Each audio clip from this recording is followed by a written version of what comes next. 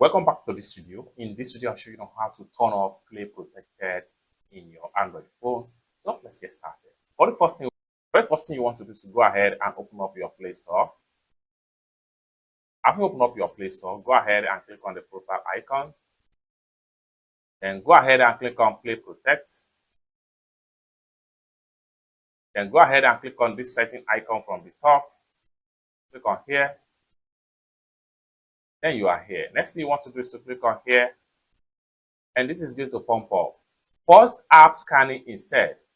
So next thing you want to do right here, go ahead and click on turn off. And you'll be asked to enter your verification code or password. Hit on enter. Then you are done. You have turned off your Play Protect.